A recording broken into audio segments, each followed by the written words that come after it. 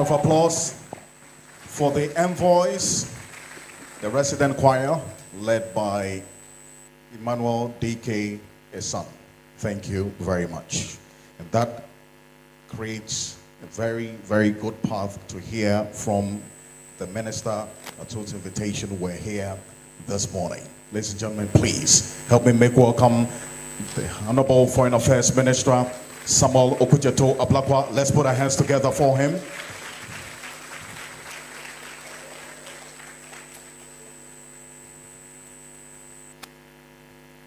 Thank you very much, Your Excellency, President of the Republic of Ghana,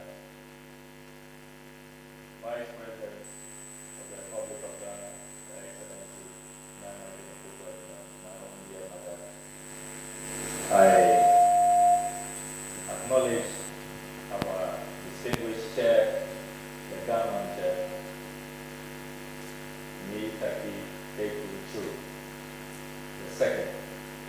And I also acknowledge all ministers, presidential staffers, the CDS, Chief Director, the Foreign Affairs Committee of Parliament, well represented, our staff of the Ministry of Foreign Affairs, and of course, I reserve the best for last, our distinguished envoys, the ambassadors. We are here to celebrate, to discuss with, to brainstorm with. On behalf of President John Dramani Mahama, I congratulate all of you on this noble appointment. There are very few people in our lifetime who will be considered worthy to be appointed ambassadors. When you look at the requirements under Article 74 of the Constitution, it's rigorous indeed. You must meet the President's high standards, and then you are subjected to further scrutiny by the Council of State. And that is not all. You are subjected to thorough background checks by national security. And probably the only appointment where it is not only the Ghanaian national security that conducts background check. The country you are headed to will also have to satisfy themselves before an agreement is issued. And I can confirm this morning that President Mahama's choices have been excellent, because so far we have received 100% confirmation.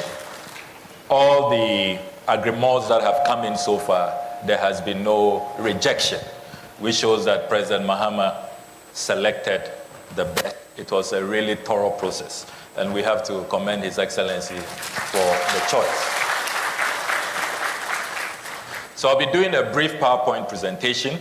That's why the podium has been taken away, so that you can all follow. We want to make good use of the large screen that the ministry has secured. And before I come to the presentation, let me commend the envoys.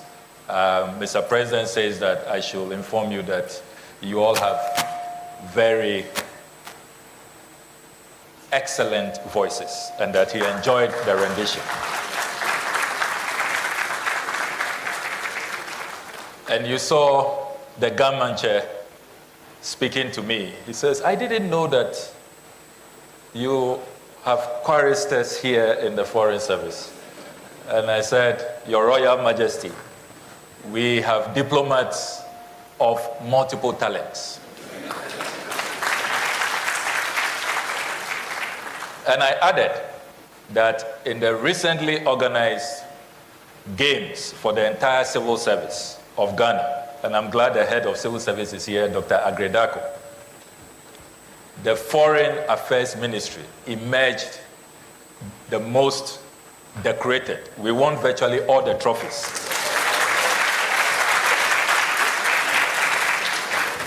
So from football, arm wrestling, table tennis, lawn tennis, we were the victorious ministry. So Diplomats are multi-talented, multi-skilled, and we are poised not only to deliver the diplomatic dividend, but anywhere you ask us to represent Ghana, we are ready. Another round of applause for our foreign service. So now to my presentation. The theme for this year's Ambassadors Conference and Orientation is harnessing the dividends of diplomacy for Ghana's reset agenda.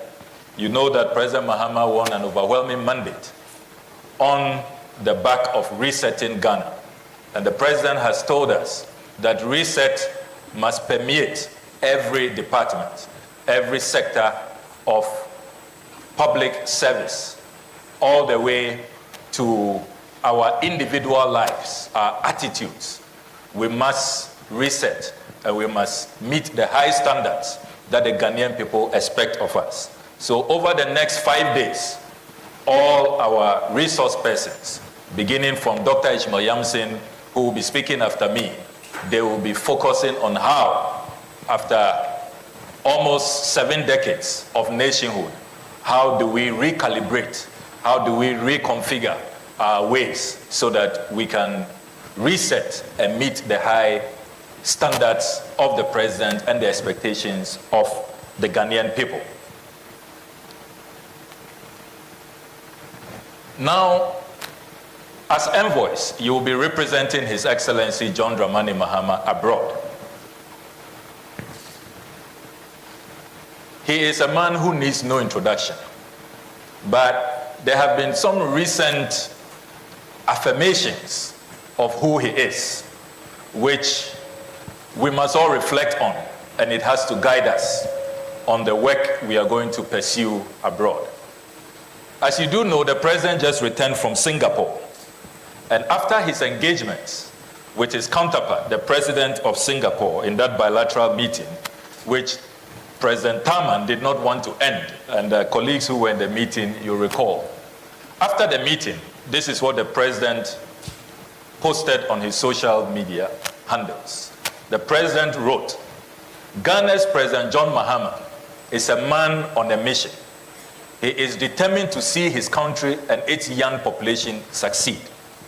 I was very pleased to meet him today on his state visit to Singapore." That is what the president of Singapore had to say about our president. In Japan, before going to Singapore, President Mahama was in Japan attending TICAD 9. He had a bilateral meeting with the IMF Director for Africa, Abebe Amemro Selassie, and this is what he said. "I hardly hear presidents with such fine details about their country, but then again, this is Ghana's John Mahama."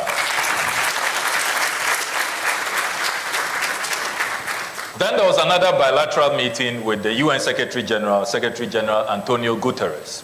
And this is what he also said. "President Mahama and Ghana represent a fundamental pillar of the United Nations." So when you are going to represent a president with this extraordinary endorsement by global leaders, you know you can only be your best and put your best foot forward at all times. It is worth reminding all of us that President Mahama is currently the AU champion for reparations. His mandate has been extended this year in Malabo. The whole reparations agenda is now a 10-year agenda, which Ghana has been asked to lead, thanks to the sterling performance of President Mahama. He is also the AU champion for gender. He is the AU champion for African financial institutions. There are very few African leaders that the AU has reposed so much confidence in. And you do know that he's currently the second vice chairperson of the AU.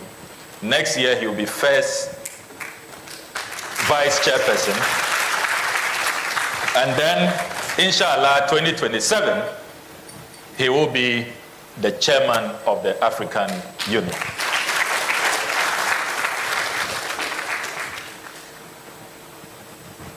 We currently have 75 diplomatic missions as a country. So we are growing from an initial start of under 10 under the Osagifo Dr. Kwame Nkrumah. We are now at 75. We have 13 high commissions, 48 embassies, and 14 consulates. President Mahama has instructed that we establish new consulates. And you may have heard that one of the key outcomes from his state visit to Singapore is the agreement that both sides will deepen bilateral engagement and establish permanent footprints. So next year, we have been charged to open a consulate in Singapore. We are also opening one in Dublin, in Ireland, and an additional one in Massachusetts. Ghanaians in the US have been crying that New York and Washington cannot continue to represent the 50-state country. And so President Mahama granted us approval only 2 weeks ago for an additional consulate to be opened in Massachusetts. And then we are going to have a new consulate in Lisbon, Portugal. You do know that Air Portugal has a direct flight here. We have growing commerce. And when our PPMEB, that's Policy Planning, Evaluation and Monitoring Bureau of our ministry, did an analysis, they made a strong case for us to establish diplomatic presence in Portugal. So we are grateful to President Mahama. President Mahama loves this ministry so much that so far I have not made a request he has rejected. And I pray to continue that way.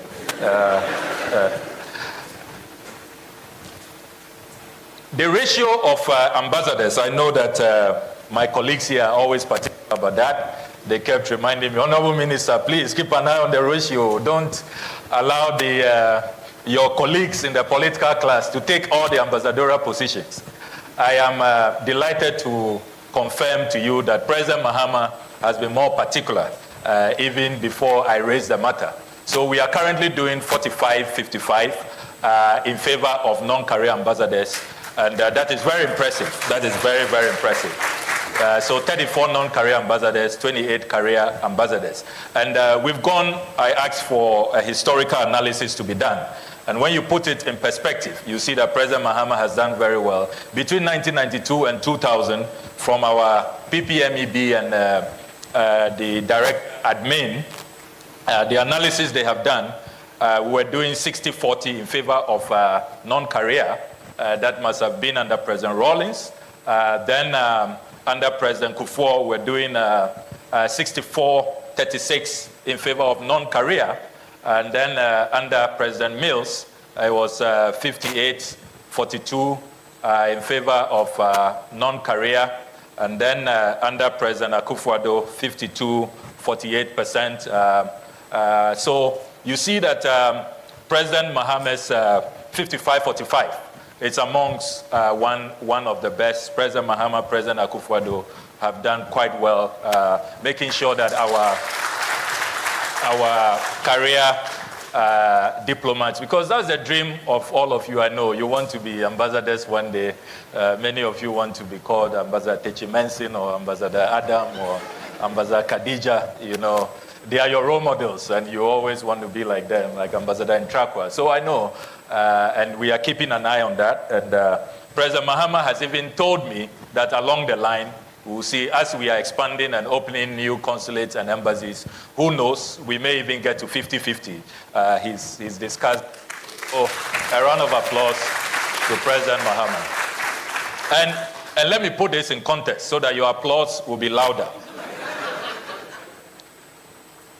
President Mahama has appointed the leanest government in history, in our recent history, the leanest. And yet, he has the most overwhelming mandate, a 2/3 parliamentary majority. So you can imagine the pressure on him. You know, others had a lot of appointments they were making at the ministerial level. And so they could have afforded, you know, to allow, you know, our diplomats to occupy the ambassadorial positions. And yet, despite the constraint, only 60 ministers. he has still managed to keep within very impressive levels of 55-45. So another round of applause. When you put this in context, you see that President Mahama has done very, very well. And I hope that Chairman of the NDC, Honorable Asiedu Nketia, will allow this to continue. We're currently doing a staff strength of 823, and Her Excellency the Vice President will be really pleased to hear today that we now have more females than males at the Foreign Ministry. So we have 463 females and then 360 males. So at the Foreign Ministry, if you want to talk about gender equality, it's not what you know about. The men are rather endangered, you know. So, so I want to come to some of the reset agenda that the President instructed us to pursue. I inherited a passport backlog of about 70,000 uncollected because we were still stuck to the old way of doing things. You have to apply manually and you have to go back to the passport office for your passport. We've decided to totally overhaul the system. We've rolled out chip embedded passports. The process began since the era of the Honorable Hanatete, but we came to operationalize it and to roll it out. But we didn't only roll out the new ICAO standard chip embedded passport. We have introduced 24-hour operations at the passport office. We've introduced e-tracking, and we have also introduced courier services. So now in the comfort of your home, you can receive your passport. You don't have to be stressing going back to the passport office for... And since 28 April this year, when we launched the program, we have successfully distributed 110,828 passports to all those who have applied through courier. So they don't have to stress. And what is also impressive about this is that we've totally eliminated the middlemen. We no longer have the infamous Goro boys who were extorting from people, taking advantage of the bottlenecks, the red tape. That has been totally eliminated. And you've seen some of the testimonies. We've highlighted some of the testimonies from, you take somebody like Prosper Donko, who posted on his Facebook page that when we say everything rises and falls on leadership, this is what we mean. So on Monday, June 30, 2025, I applied for my passport renewal. I received a notification for the delivery of my passport by 21st July 2025. I said in my head, I know when to expect it, 21st August. Then late this afternoon, I received a call. Kindly confirm your location for the delivery of your passport. It's ready. I nearly shouted, "You scammer, get off my line." But something also tells me, you relax, since he's not asking you to reset your Momo PIN. So I relaxed. In about 30 minutes, I received another call. "Hello, sir. Kindly meet me at your gate to pick up your passport." Like joke, as we say in Ghana.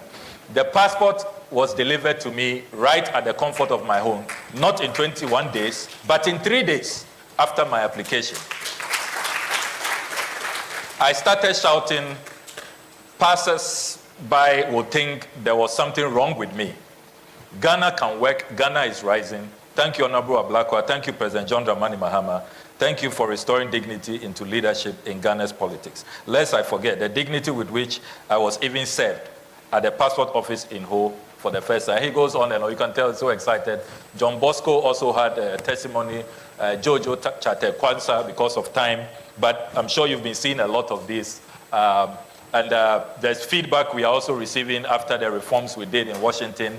Nana Kofi Bafo is a very respected travel and tour operator in Ghana. He recently wrote that his experience with Washington after the shake-up we did has been remarkable, and he wants to commend the president and colleagues at the ministry for the work we have done. We won't have time for that video.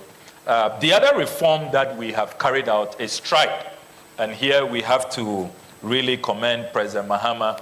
He has been very, very resolute that we need to implement Stride. Stride is a strategic transition from renting to infrastructure development. It's quite embarrassing that as a foreign ministry, we don't own a lot of the properties we operate in across the world. We don't own the chanceries, the residences. There are many countries you go to and we don't own a single property. We spend $50 million every year on rental. That is money that we can use to construct and own our own buildings. And the sad part is that there are 23 countries that the host governments have donated land to us freely. Recently, when we went for the AU meeting in Malabo, the ambassador appealed to President Mahama that look at prime land we have been given in between the Indian and American embassy. The Equatorial Guineans want to take it back if we don't develop it. Because since 2010, they made a donation to us. Fortunately, I can confirm to you that President Mahama has granted us executive approval. We now have cabinet approval, and we are going to implement STRIDE.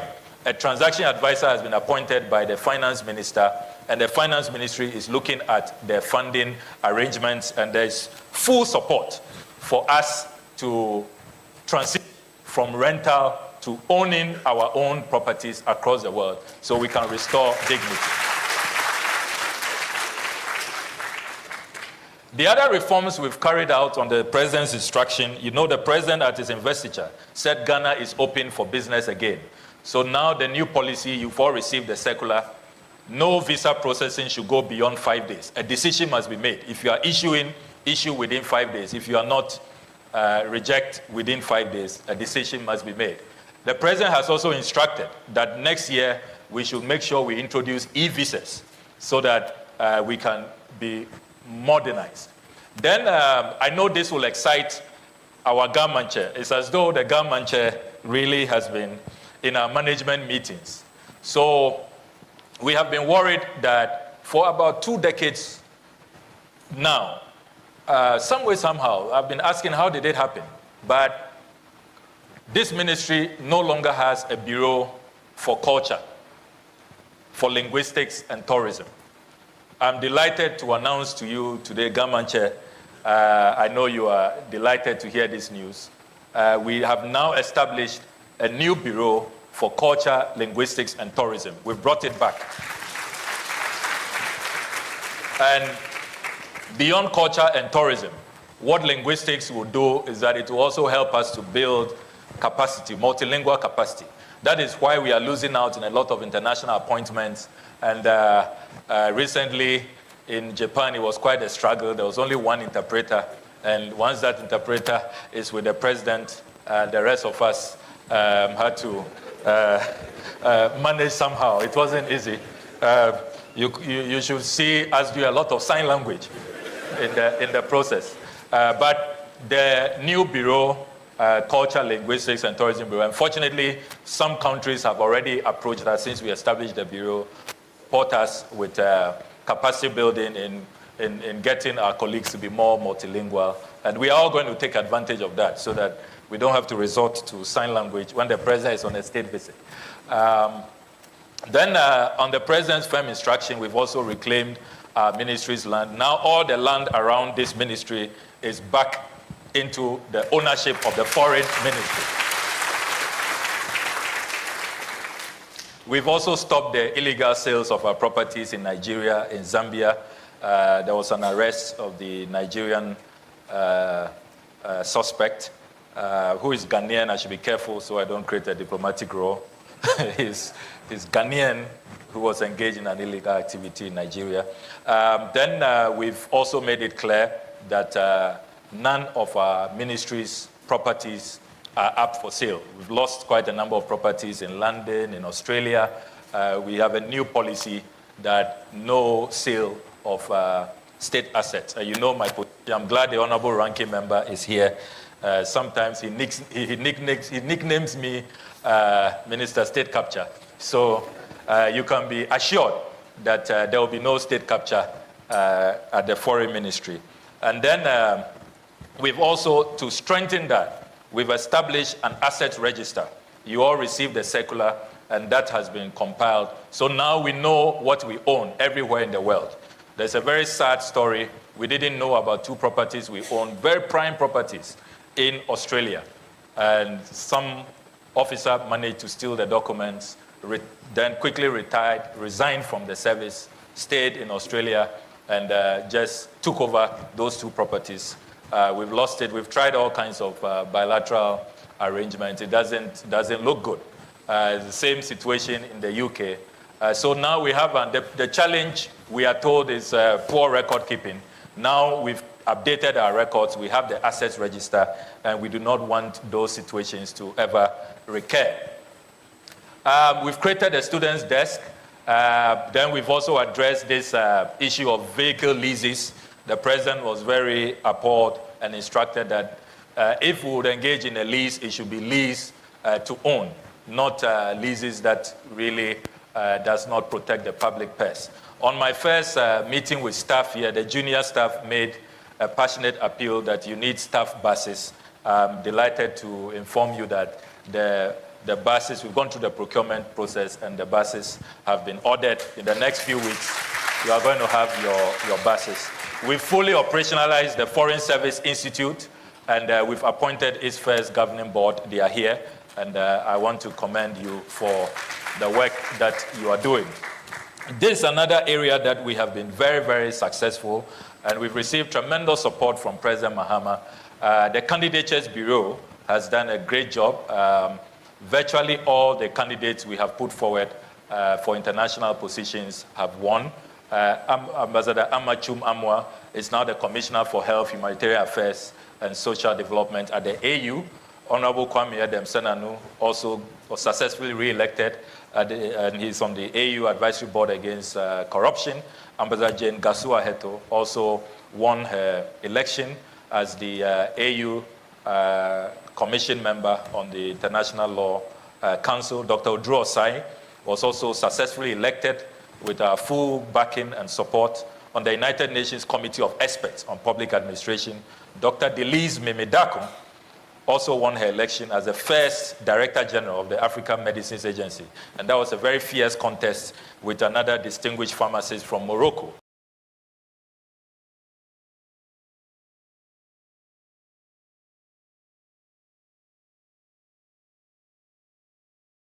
Seats competition we engaged in on the UN Commission for Population and Development for the term 2026 to 2030. We also won the UN Commission on Narcotic Drugs from 2026 to 2029. We have the distinguished Mr. Akresi Sapon, who is going to be representing us. So we have a number of upcoming bids.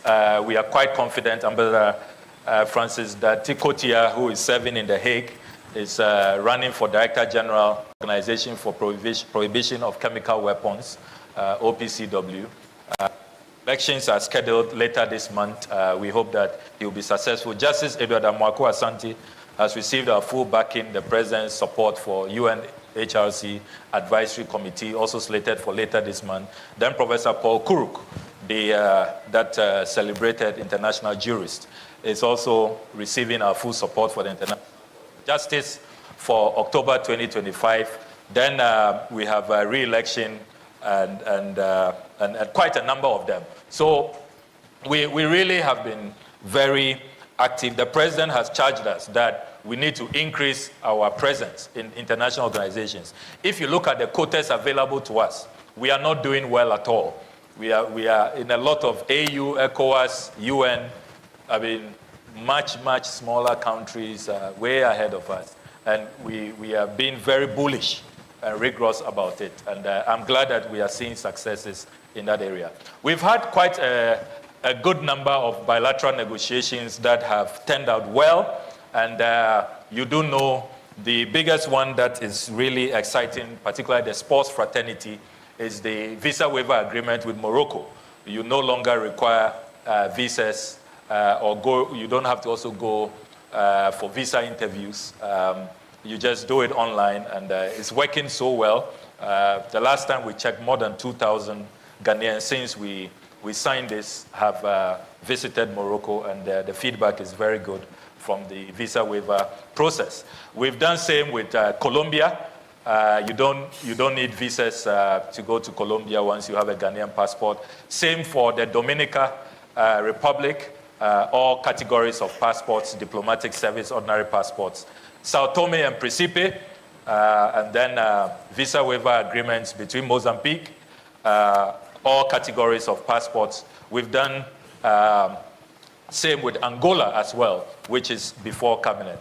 And I can confirm to you that all of this have gone through the processes under Article 75, cabinet approval, parliamentary ratification. So they've been ratified and they are all in force. We've also finally ratified the host agreement for AGRA, and we recently also made history. We've joined the elite category of countries against the prohibition of nuclear weapons. That has been ratified, and Ghana is in good company. And perhaps this is the time for us to really remind the world that it doesn't pay to have nuclear weapons. We really have to disarm and dismantle. We have ongoing labor mobility agreements. We are working with the Ministry of Health on this, and discussions are going on with Jamaica, Germany, Barbados, Trinidad and Tobago, Qatar, UAE, Serbia, and Bulgaria. We have done well. We've trained a good number of nurses, and some of them are at home waiting for financial clearance. What is the point in keeping them at home when other countries need them? We've trained them already. We have met the UN ratio. They are at home. There is no point. And unemployment, as you know, in Ghana is at 18.7%. President Mahama says that we should really expedite work on these labor mobility agreements. And he's set up a team that is retraining, offering certification so that they can be able to fit into the international market. And that is going very, very well so far as this is concerned. Then who can really challenge us that Ghana's international image is soaring and is at an all-time high? Ghana has become the envy. I go into meetings and foreign ministers are asking me, how are you people doing it? What's happening? Everybody wants to come to Ghana. Everybody is inviting your president. And I say it's the grace of God. And we thank the Almighty. But it also shows that we are doing a lot right in our country and in our foreign service. Prime Minister Modi has been here. That was a big one. The international community was really impressed with that. The Czech president has been here. President Mahama has been on a state visit. The first president in the history of our country to be invited on a state visit to Singapore. He deserves a round of applause. Deserves a round of applause for that. The good news is that there's no end in sight. The German president has confirmed he's on his way to Ghana. He wants to pay a state visit. The Canadian Prime Minister has also confirmed he wants to be here. And then they don't also want to keep President Mahama here with us. President Xi has also invited him on a state visit to China. The royal family has also invited him in Qatar. So the president has a very, very busy schedule. And all of this is to buttress the point that we are doing very well. We have a soaring international image. And as you take your positions, you should be conscious of this and represent Ghana very well. Now, the famous delivery unit. So we decided that as part of the reset vision of President Mahama, this ministry must plug in, and we don't have to be left out. So we decided to appoint a distinguished ambassador, Ambassador Alexander Grant Intrakwa, a retired head of mission, who we had to recall from retirement. And here again, we have to thank President Mahama. He had just put out a directive that no ministry should engage a retiree, and that we should allow the young ones to also grow. I had to go appeal to him, make a special case that this is an assignment that requires a very senior person. You are going to be like the IGP, be monitoring, making sure that we are all performing, we are abiding by our KPIs. So you can't use, a junior diplomat for that. And you need somebody who's retired, who's seen it all, and who can do it. And President Mahama did not hesitate at all. He made an exception only for the Ministry of Foreign Affairs. Another round of applause. So the delivery unit delivery unit has been working in earnest, and they have been responsible for putting together the KPIs President Mahama will be launching. And I am so honored and humbled to say that this is the first time in the history of the Foreign Ministry of Ghana that our ambassadors are going to work with KPIs. We are going to work with a measurable performance framework. And it shows our